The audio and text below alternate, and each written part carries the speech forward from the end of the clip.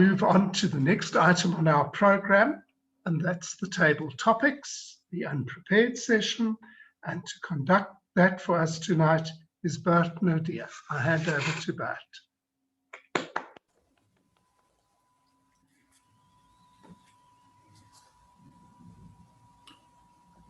Thank you, Mr. Toastmaster. Ladies, gentlemen, and distinguished guests, this part of the evening we at Toastmasters call the table topics session. Now, the table topics session is quite different from what the prepared speeches are. It's a session where members and guests get to practice the art of improvisation. And this session also helps us to learn to effectively think on our feet by answering unprepared questions or speaking to unrehearsed topics. So it's important to remember that this skills helps us to develop 4 very important communication skills. Those are listening, thinking, organizing, and then delivering your thoughts back to your audience. The topics I have prepared for you tonight will hopefully help all of us become better at the art of improvisation and that's needed for impromptu speaking. Just on the timing, your response must be at least 1 minute and should not exceed 2 minutes. As always, using the word of the day would not be erroneous. Staying on the theme for the evening tonight, which is competition, I would like to call on members of the audience to share their thoughts on particular subjects. We will have 5 participants this evening. Our very first participant will be Mr. Ian Flint. Mr. Flint, as the Academy Award winner for Best Actor in the movie The Life of Sean Connery, what advice would you give to young and upcoming movie stars, young actors who are just starting out? Mr. Ian Flint on advice to young and upcoming movie stars. Mr. Table Topics Master, ladies and gentlemen, a good subject for me, since Sean Connery was probably the best James Bond that there was, and as a winner of plenty Academy Awards, he is pretty well justified in providing the support to young actors in making a success in their lives. And ironically enough, I happen to have the name Flint. And those of you who were around in the early 60s and 70s will have realized there was a sequel to James Bond called Our Man Flint. And Our Man Flint had quite a few tricks up his sleeve which James Bond had no idea about. And he almost took over from the success that James Bond in Sean Connery had. But to offer some advice to the prospective James Bond, Our Man Flints out there, and Sean Connery's, as it were, one needs to make sure you have an eye for a good-looking girl, make sure you're able to steal $1 million, make sure you're able to drive Aston Martin DB6s, and make sure you can fire a gun in all different ways, because ultimately you'll become and earn the success at any Academy Award. Mr. Table Topics Master.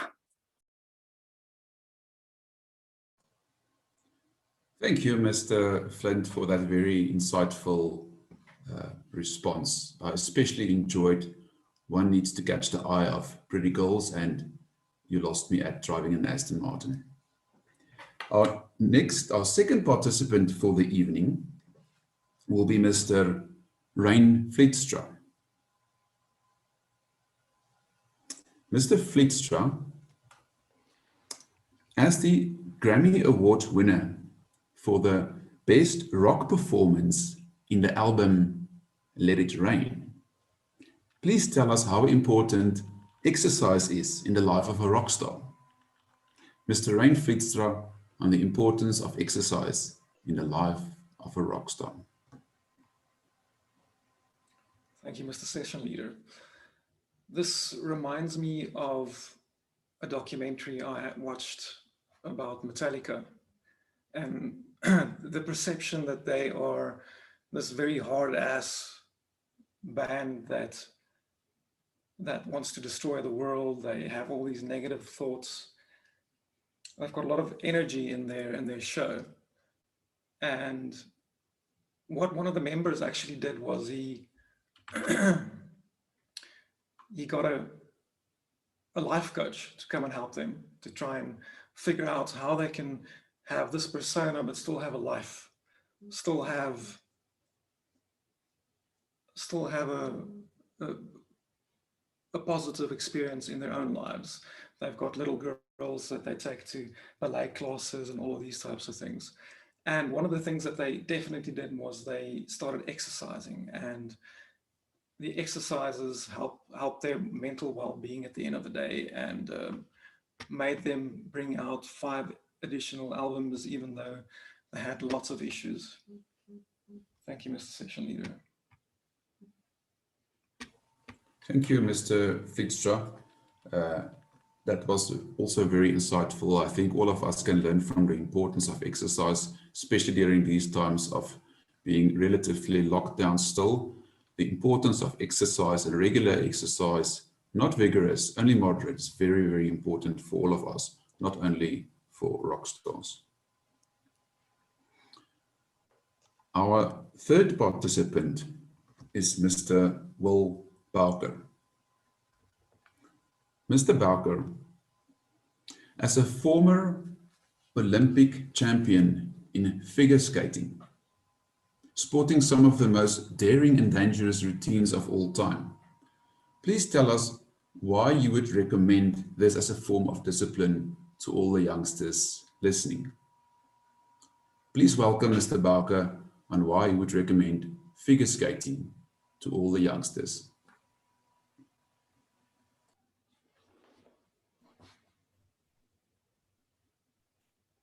Thank you, Bert. Can you hear me? Yes, I can. Can you hear me? Yes, Will, I can hear you. All right. I am a great supporter of figure skating, because I have done a great deal of figure skating in my life. And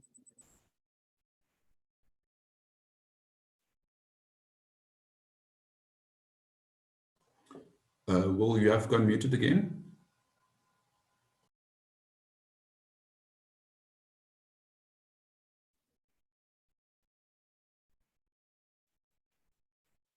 am I on? Yes. I have done a lot of figure skating in my life because figures are, as a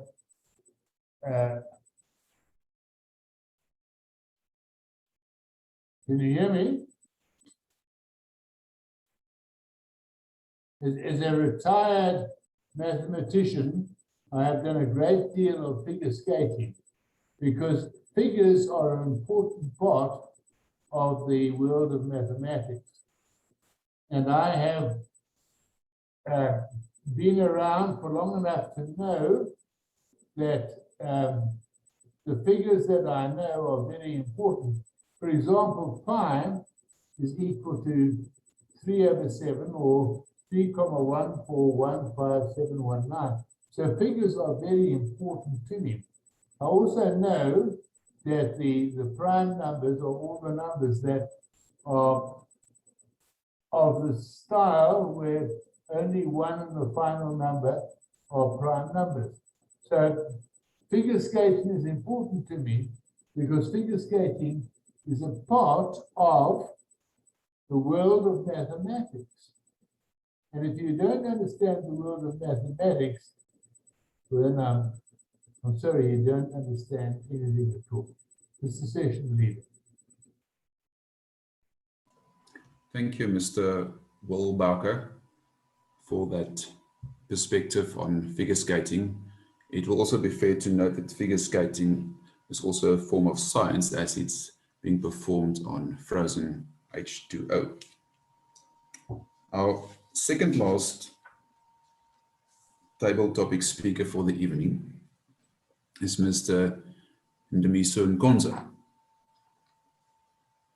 Mr. Nkonzo as a former NBA superstar with some of the most elusive sidesteps in history and some of the most spectacular slam dunks of all time. Please tell us what makes a great basketball player.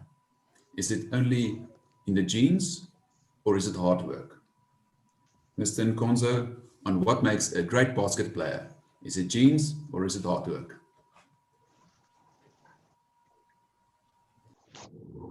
That's my game, basketball. And you, as you would know, I'm the greatest of all time. So I'm the perfect person to talk to you about this topic. What makes the greatest basketball player? And I can tell you now that those things that you have heard, that hard work pays, you probably heard that you have to have good genes. I've got none of that, but still, I am the greatest the world has ever had. And this comes from just sitting and think about what is it that you need to do. You don't just wake up and go play basketball. You need lots and lots and lots of time in the field. You need to start as a child. You can't just learn it when you are an adult, because you won't know how to handle fame. You might work hard, but not to find that fame brings you down. So you need to learn these things. You need to learn how to handle fame. You need to learn how to handle the ball and bounce it around. You need a good coach. You need a supportive community. You need a supportive family. So when you succeed, you're not just succeeding by yourself, but you're succeeding with adults. And that's what will make you great as a basketball player, Mr. Session Leader. Thank you, Ndemiso. I'm fully in agreement with you that it's practice, practice, practice, and then maybe some genes. Just before we conclude on our final speaker for this evening, do we have any guests that feel they would like to give table topics a go? If I can maybe get an indication.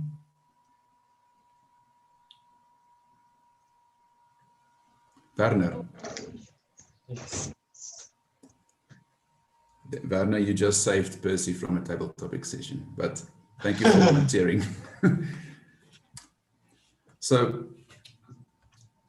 our final speaker in table topics for this evening is Werner van Zyl. Mr. van Zyl, as one of the finest and most famous opera singers of all time, please talk to us about the importance of a healthy diet in the life of an opera singer, and in a life for anyone for that matter. Mr. van Zyl, on the importance of a healthy diet.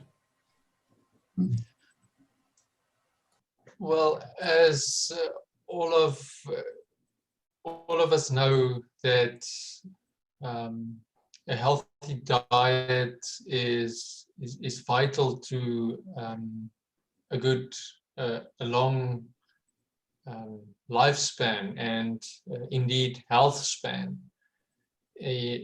Without a proper diet of fiber, which supplies nutrients for gut bacteria, it is impossible for the body to ensure that it functions properly. And as you can imagine, as with any artist or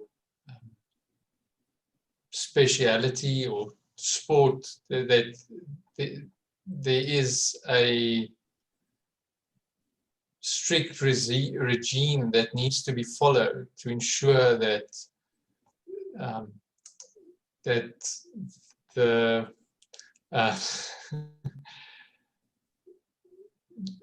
that the artist performs in an optimal fashion. I am not so sure as to what the diet of an opera singer would be, and how that would affect the larynx, but I would presume it would be, yeah. I have absolutely no idea, unfortunately. But yeah, genetics also play a big role in diet, but in health span. But yes, I'd like to leave it there. Thank you. Thank you, Mr. van Zyl.